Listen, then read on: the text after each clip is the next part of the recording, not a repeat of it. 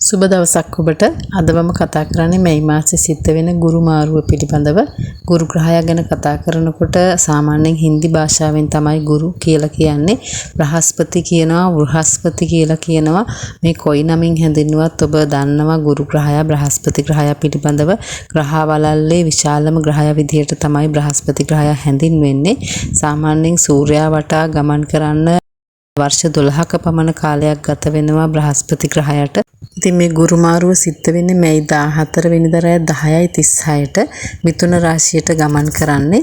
October 18 වෙනිදා කටක රාශියට ගමන් කරනවා. නැවතත් මාස 5කට පස්සේ මේක ඊටාම සුවිශේෂී වෙනවා. සාමාන්‍යයෙන් ගුරු ග්‍රහය අවුරුද්දක පමණ කාලයක් එක් රාශියක ගමන් කරනවා. මේ කාල සීමාව තුළ මාස 5කදී එක රාශියක ගමන් කළා නැවතත් ඊළඟ රාශියට ගමන් කරනවා කටක රාශියට.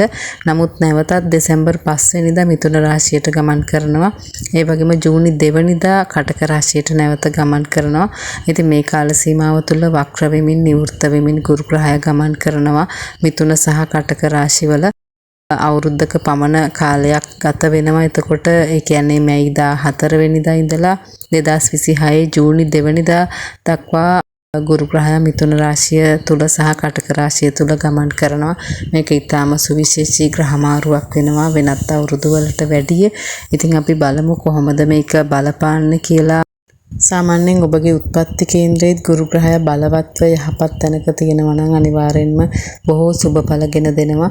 ගුරු ග්‍රහයෙන් වාසනාව, දියුණුව, නිරෝගීකම, උසස් ඉගෙනීම වගේ දේවල් ලැබෙනවා. ඒ වගේම කලබල නොවන ගතිය, ඒ වගේම ආගමික ලැබියාව, මේ වගේ හොඳ සුබඵලගෙන දෙන දේවල් ලැබෙනවා. සාමාන්‍යයෙන් ගුරු ග්‍රහය සෙනසුරු ග්‍රහයට වඩා වෙනස් ග්‍රහයෙක්. සෙනසුරු ග්‍රහය සාමාන්‍යයෙන් පුද්ගලයාව හකුලවා තබනවා. නමුත් ප්‍රසාරණය කරන ගුණයක් තියෙනවා ගුරු ග්‍රහයගේ. කියන්නේ පුද්ගලයෙක්ගේ හොඳ පැත්තට නම්මන ස්වභාවයක් තියෙනවා ගුරු ග්‍රහය.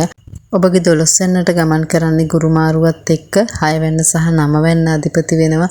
ඉතින් 12 වෙනිදාෙන් කතා කරන්නේ වැය භාවය පිළිබඳව, මෝක්ෂ භාවය පිළිබඳව. ඉතින් මේ දේවල් සම්බන්ධව විශේෂයෙන් වැදගත් වෙනවා. 9 වෙනිදා අධිපති නිසා ඔබට ගුරු ග්‍රහය සුබඵලගෙන දෙන ග්‍රහයෙක් විදිහට තමයි සැලකෙන්නේ. ඒ නිසා 12 වෙනිදාෙන් කතා කරන රෝහල්ගත වීම, වියදම් පිළිබඳව, ඒ වගේම හුදේකලාව පිළිබඳව මේ වගේ දේවල් සම්බන්ධවත් වැදගත් වෙනවා. ඒ වගේම 12 වෙනිදා ඉඳලා 4 වෙනිදා 8 වෙනිදා දකිනවා. ඒ වගේම 6 වෙනිදා දකිනවා ගුරු ග්‍රහය. ඒ නිසා මේ දේවල් සම්බන්ධවත් වැදගත් වෙනවා. ඉතින් විශේෂයෙන්ම රැකියාව ව්‍යාපාර කටයුතු ගැන කතා කරොත් මේ කාල සීමාවේදී ඔබට අලුත් විදිහට හිතන්න හැකියාව තියෙනවා. රැකියාව ව්‍යාපාර කටයුතු සම්බන්ධව වෙනදට වැඩි උත්සාහයෙන් උනන්දුවෙන් කටයුතු කරන්නත් හැකියාව තියෙනවා. ඔබගේ අෂ්ටමේ රාෂ්ටක තත්ත්වයන් දුරු වීමත් එක්ක ඔබට නව ආරම්භයක් ලබා ගන්න හැකියාව තියෙනවා. ඔබගේ ජීවිතයේ බොහෝ දේවල් සම්බන්ධව අලුත් විදිහට හිතන්න හැකියාව තියෙනවා. ඒ නිසා උත්සාහය, උනන්දුව වර්ධනය වෙන කාලයක් වෙනවා. ආර්ථික තත්ත්වය ගැන කතා කරොත් ඔබට මුදල් ලැබීම් තියෙනවා, හදිසි ධන ලාභ ආදියක් තියෙනවා. ඒ වගේම වියදම් වීම ටිකක් තියෙනවා. ඔබට විශේෂයෙන් ඔබ පුණ්‍ය කටයුතු වලට වෙනදට වැඩිය මුදල් වියදම් කරයි.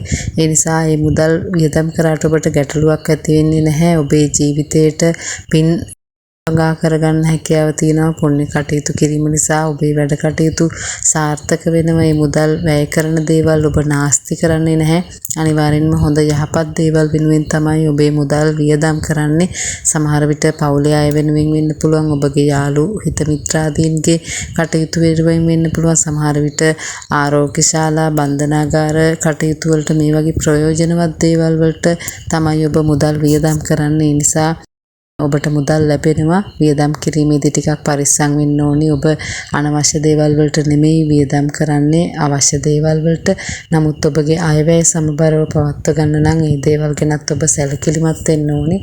රැකියාව ව්‍යාපාර කටයුතු ගැන කතා කරොත් ඔබට පසුගිය කාල සීමාවට වඩා හොඳ යහපත් කාල සීමාවක් වෙනවා. අලුතෙන් රැකියාව ආරම්භ කරන්න හැකියාව තියෙනවා. සමහර විට පසුගිය කාලේ යම් ගැටලු තිබුණා නම් රැකියාව ව්‍යාපාර කටයුතු සම්බන්ධව දැන් අලුතෙන් ආරම්භ කරලා ඒව සාර්ථකත්වයට පත් කරගන්න හැකියාව තියෙනවා. අලුත් ආරම්භයක් ලබා ගන්න හැකියාව තියෙනවා. විශේෂයෙන්ම විදේශ රැකියාව වලට වාසනාව තියෙනවා. උසස් රටවලට උසස් රැකියාව වලට යන්න වාසනාව තියෙනවා. විදේශ මුදල් ලැබීම ලැබීම් තියෙනවා.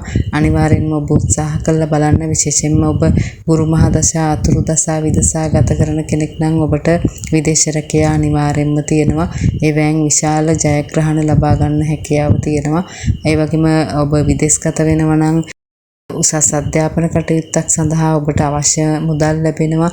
ඒවෙන් සාර්ථකත්වයට පත් වෙන්න හැකියාව තියෙනවා. ඒ වගේම තමයි සංචාරක කටයුතු, වන්දනා ගමන් මේ වගේ ඕනෑම විදේශ ගමනක් සඳහා ඔබට වාසනාව තියෙනවා. සාර්ථකත්වයට පත් වෙනවා. ඒ වගේම රැකියාව ව්‍යාපාර කටයුතු සම්බන්ධවත් ඒ වගේ ව්‍යාපාර වලින් හදිසි ධන ලාභ ලැබීම් තියෙනවා. සාර්ථකත්වයට පත් වෙන්න හැකියාව තියෙනවා. 12 වැනි තැන්පත් ගුරු ග්‍රහයා 4 වැන්න, 6 වැන්න සහ 8 වැන්න කියන රාශීන් දකිනවා.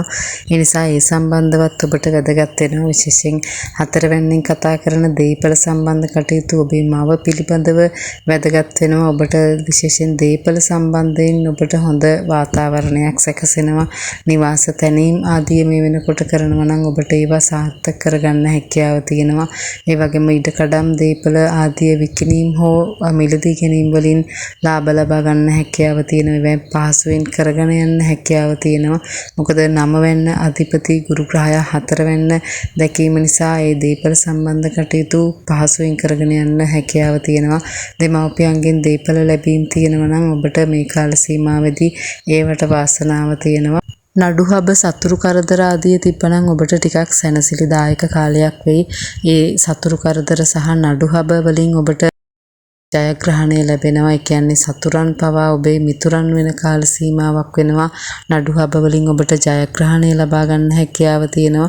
ඒ නිසා ඔබට ගැටලුවකින් තොරව ඔබේ හිත නිදහසේ කාලය ගත කරන්න හැකියාව තිබෙනවා. පසුගිය කාලේ ඔබට යම් ගැටලු තියෙන්නේ නැති නඩු හබ සතුරු කරදර ආදී. ඉතින් මේ ගුරු මාරුවත් එක්ක මේ දේවල් නැති වෙලා හොඳ වාතාවරණයක් සැකසෙනවා. මේ නිසා හිතේ සැනසෙල්ලෙන් කාලය ගත කරන්නත් හැකියාව තියෙනවා.